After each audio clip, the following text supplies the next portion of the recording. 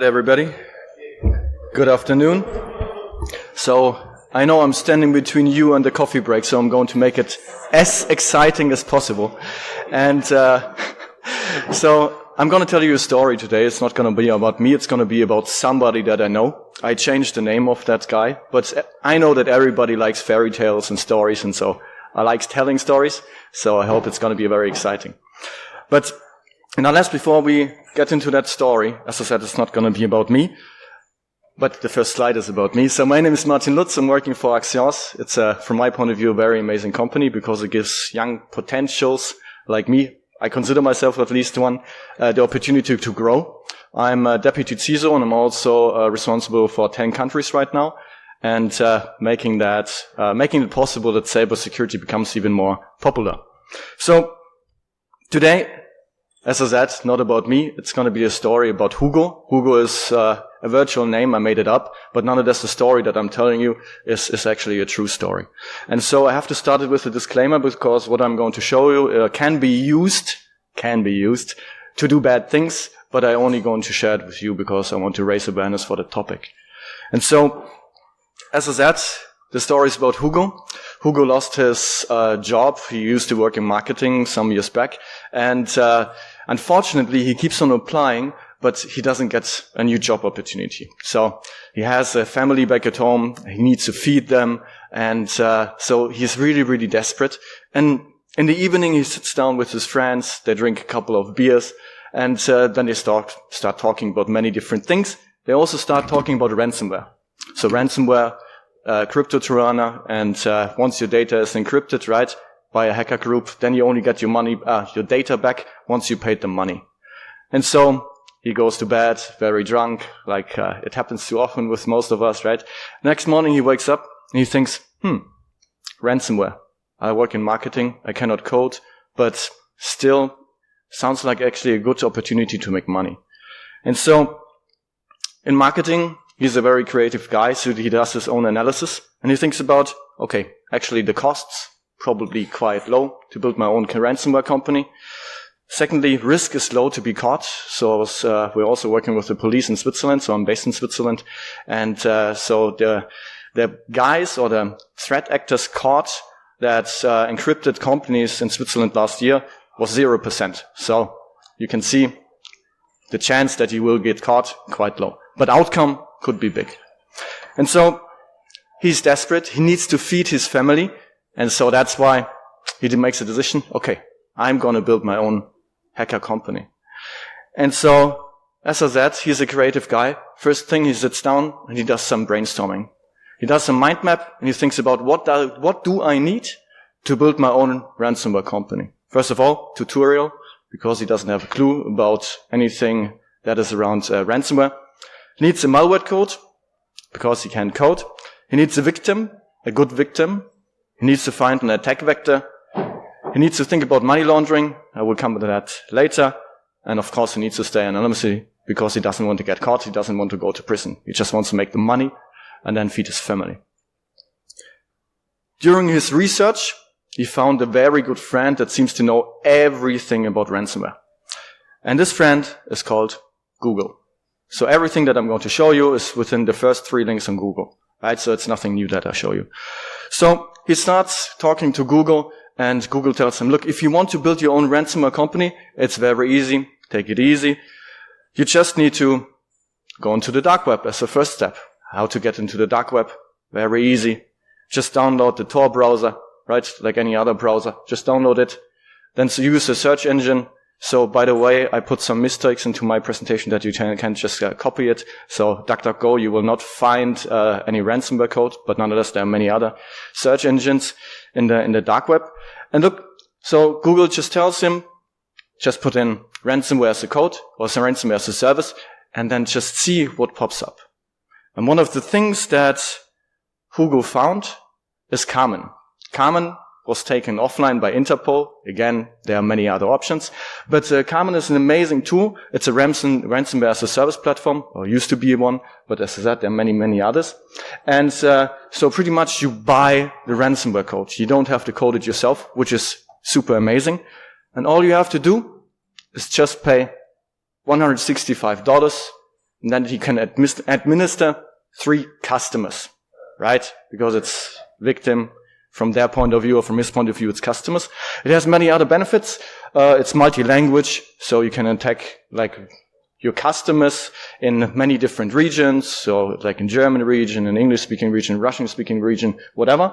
And it has a very good function, which is automatic decryption, meaning that once the data is encrypted and your victim, your customer, paid the ransom, then the decryption starts automatically, which is very amazing because you don't have to think about anything. You don't need to understand what the tool does.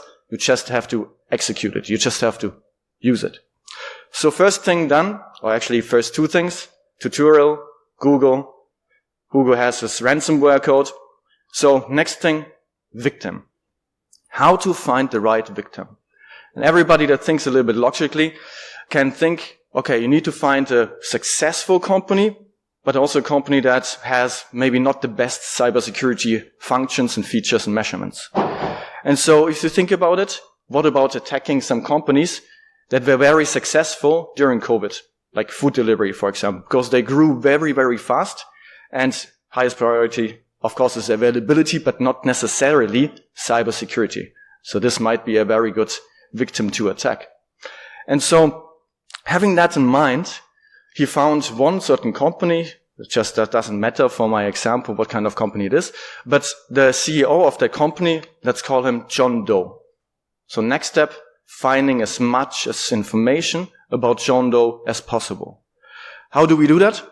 Very easy. We just follow a manual on YouTube and we're going to install Maltego. Maltego is an open source threat intelligence tool. So with the purpose to gather as much as information as you can get from the internet. And all you have to do, again, just follow the manual, because Hugo does not know anything about coding. What he finds out, so he puts John Doe into the Maltego tool, and then he's going to find out, like, what kind of social media does he have, what kind of other email addresses. Sometimes you also find phone numbers, so you gather a lot of information. And the next step, you really have to break it down in terms of Hugo to understand, how can I use that data to create my threat, create my attack vector? And there are 4 things that he found out.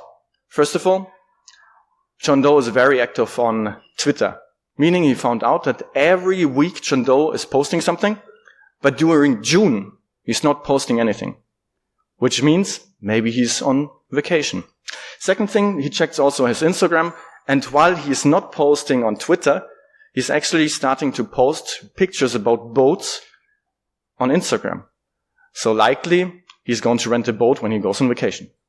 So third thing he just saw on Facebook, John Doe just bought a Porsche, meaning business is going quite well. So it's a good victim to attack. Last but not least, he also saw that he is a member of Miles & More. Miles & More is a frequent traveler program, and putting all that information together, he found his attack vector, meaning he's going to build an email that potentially, might seem like it's coming from Miles & More. He's going to send it to John Doe a little while before he's going to go on vacation, and making it seem like there's a super nice discount for a boat, right? If you rent a boat, 30% discount. So that's his attack vector. But how are we going to make the next step now? So how are we going to execute the attack vector? In this case, we're going to send an email, as I already mentioned. We're going to attach the ransomware file that was bought in the dark web for $175. But how do we do that again? How do we actually include the ransomware code into an attached file and then add it to an email? Very easy. Let's ask Google. First link, at least when I did the presentation, was this one. Create and obfuscate virus inside a Microsoft Word document. You can also do the same with PDF. Then you just have to do it a little bit different. But in my case, the easiest thing was to do it with Word. And all you have to do, just follow your manual. Need 4 different components. You need Microsoft. You need Kali Linux. Social engineering toolkit, which is pre-installed in Kali Linux, is a social engineering toolkit or like a penetration testing toolkit, which we also used previously. Apache web server, also pre-installed, and you need the Metasploit framework. Sounds very complicated, but you just have to follow the manual. You don't have to understand it. That's the thing. But there's still one security measurement from Microsoft, which is, from Hugo's perspective, quite annoying, which is called macros.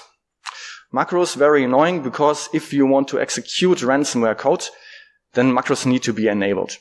And in most cases, at least, it's disabled or should be disabled. So ask yourself, please don't click on activate macros if you don't know what's actually inside. But so Hugo's very creative. So he thinks about certain ways to increase the probability that John Doe, once he receives the file, is going to click enable. And I was leading 2 different security operations centers in my past, so Deutsche Telekom and the one from Axios too. And so 2 examples that we've seen quite often to increase the chance that somebody clicks on enable macros are these 2. So either you find out what kind of antivirus system your victim is using, and you just make a screenshot inside and say, look, your antivirus system protected this document. Please click on enable to see the full document. Or second version that we see very, very often, you just right there, the following document has been secured. To view the content, click on enable macros, and the rest of the text you will just make a little bit blur. But it's just a screenshot, so once you enable, you will never see anything else but the ransomware. But these are just 2 examples that we see like 50 times a week. So putting that all together. So we have the email from Miles & More. So we put, even though we can't see it, down here I wrote feel good weeks, 30% discount if somebody clicks on the Word document as an attachment. And here you can also see that I added the Word document. Hugo added it, of course. And now we have everything together. So, but there's only one thing missing. If we want to send it to John Doe, it should not look like it's coming from Hugo, right? It should look like it's really coming from Miles & More. And there's one thing that you can use, which is called email spoofing. Email spoofing is a vulnerability in the SMTP protocol, so Simple Mail Transfer Protocol. And with that, you can make it seem at least the emails coming from Miles & More. It sounds very complicated, but there are tutorials for everything. Just go on Google and follow the manual. There are certain email servers where you can actually send the email from. SMTP to go is one that we see very often for email phishing because it doesn't really check where the email is originally coming from. But that's one of the most common ways. Having all that together. So just quickly summarizing up. We have the ransomware, we have the document attached, we did the email spoofing, and now we have all the presents, or that small present, to be sent to our victim, John Doe. All Hugo has to do in the next step is just wait. Just wait until John Doe is finally clicking on that email, opening a Word document, enabling the macros, and then what happens is this one. So all the data is encrypted, and you can see your files has been encrypted by Hugo. Please pay 3.3 Bitcoin, and only then you will get your data back. Of course, in my example, what would it be without John Doe paying? Of course he paid. And Hugo's very happy now he got all that amazing Bitcoins. But he still has one problem. Now he has Bitcoins and he cannot spend it as easy as euro or dollars or whatever currency he wants to have. So, thinking about money laundering. Very interesting and so easy. So first thing, go on Google, how to launder money with cryptocurrencies. That was the second link that popped up. Money laundering via cryptocurrencies. All you need to know. It's a little bit not too easy to understand. That's why I made it easier for you. There are actually only 4 steps you have to follow. So first of all, you have your bank, like the wallet, right? The Bitcoin wallet. And after that, you want to anonymize it so that nobody can actually follow your trace. And there are different versions how you can do it. So most hackers use mixing services. One of them is tornado.cash. Was taken down again. I use old ones, but there are many other ones. And what it actually does, it splits the Bitcoin wallet into many other Bitcoin wallets. Then it transfers it to other cryptocurrencies like Monero, Ethereum, whatever. then they transfer it back to Bitcoin and back to one wallet. And of course, they get a commission of 5 to 10%. It depends on which mixing service you take. And then you have pretty much anonymized Bitcoins. But still you have Bitcoins, right? And there's one trick that you can do. You just go to an unregulated market and start gambling, like online casino, right? There are many platforms out there. And you just upload all your Bitcoin amount that you have and start gambling. And after, I don't know, you spend 1K, 2K, 200, whatever you want to spend. And then you say, okay, you want to withdraw that money. Now here comes the big clue. You don't have to withdraw it in Bitcoin. You can withdraw it in any other currency.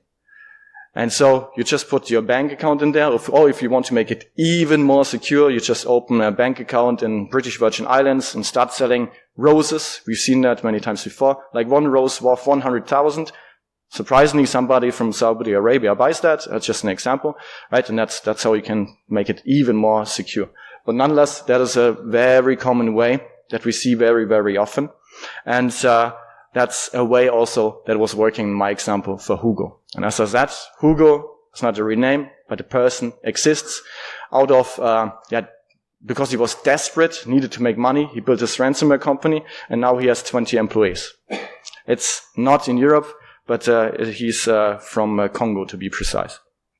Coming back to my story, Hugo's very happy because he can feed his family, he can feed his kids, and he had so much money, he decided, okay, I will just buy my own island. So he bought his own island. And so sometimes in the morning when he wakes up, he's a little bit scared to be caught by the police. And then he realizes there's so many other islands out there with so many other ransomware companies. I will never be caught because I'm a small fish in a big ocean. Happy end. Two more sentences before I'm going to end, right? So, happy end, really happy. The bad guys won. Not too much. Why not happy? Because it's not a typical fairy tale where the bad guy wins, right? But it's just the fact that most hacker companies that we see, at least, I mean, they're different kind of, right? There's state actors, then there's the big threat groups, the threat actors. But most of the attacks we see are actually desperate people trying to make money, especially when it comes to scam. And those things are actually quite easy to prevent. And so, one last slide before I'm really going to end, which is some recommendations that we always give. Cybersecurity is like a process. It's not something you install a firewall and then you're secure. That's just not the case, even though many vendors say that, but it's just not the case. So it's a combination of different things, like most important, 2 things: backup, backup, backup. Don't activate macros if you don't know what's behind. But of course, many other things. Firewall is just still a very important thing, but also other solutions can very much help, like EDR solutions, micro-segmentation, email security gateways. So it's a combination of many different things. But one thing that I want you to take for today, the biggest vulnerability is us. So it's the human, right? And so if I want to tell you something, then it's be aware, because you could be the reason why your company is going to be attacked in the future. That's it from my side. Thank you very much. I made it in time, right? Perfect. So if you said it's very low risk and not much chance of getting caught. Also said that he uses Google a lot. Is the risk so low that somebody can safely use Google instead of using Tor and DuckDuckGo to hide the searches? I mean, is that kind of really that low risk? From my point of view, yes, it is, because I think that the internet is like back in the pirate days, and most of those hacker groups, they make deals with the governments, which is, as long as you don't attack any companies inside our country and do it outside the country and spend the money inside our country, you're pretty much safe. And we see that actually quite often, that whenever there's a hacker group active, they never attack anybody inside that country, but only outside. And so if you stick to that, I fear, and I wish I could say something else, and my answer would be different, but I think the risk is quite low, yes. Thanks for the advice. Of course. Any other question? Definitely. First of all, thank you. It was a great story.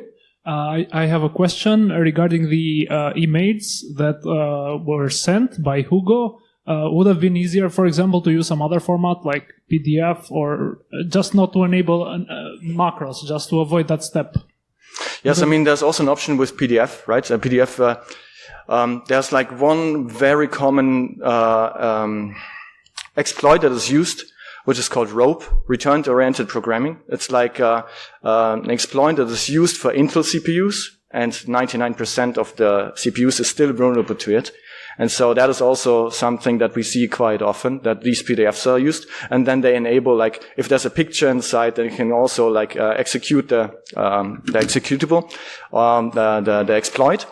Or if there's a link inside, they also use that to actually start the execution of the exploit. So there are different ways. We also see in PowerPoint presentations, but most common is still PDF, but just in my example, it was easier to show it with Word. Thank you, Martin. I don't think we have any more. Okay. Yes. Thanks for the great talk. It's not really a question, but I spoke with Carlsberg and they sent you a really nice email for a 50% off of beer. Can you please click the Excel link? Yeah, I will get it for you. Thank you. This is the last question. So, have you seen this landscape change with the age of LLMs and models freely available out there? Have you seen these malicious actors, be them small or large, use LLMs instead of Google to actually create this whole process and manufacture an exploit like that? So we've seen a slight increase of attacks, and they are becoming more sophisticated. Because, I mean, the phishing emails in the past, they were not too well written, right? And so they use often AI to write those phishing emails or prepare those phishing emails, but you can even use it to start programming ransomware, for example. I mean, there's one common tool that is used very often, which is called WarmGPT. I don't know if you've heard of it. It's like a commercialized ChatGPT for attackers, and you pay, I think, $100 a month or something. I'm not too sure. But also, like, our threat hunters, they also use it if they do the penetration testing and stuff. So it's quite scary. But we always have to be aware if there's a technology. I mean, defenders use it, of course, AI, but attackers can use it as precisely. And so we've seen a small increase, not as much as I expected, but the sophistication and the preparation of the attacks, they are definitely becoming better and better. Thank you. All right. Thank you, guys. I will still be outside, so if you have any other questions, just let me know. So the other questions? That's it.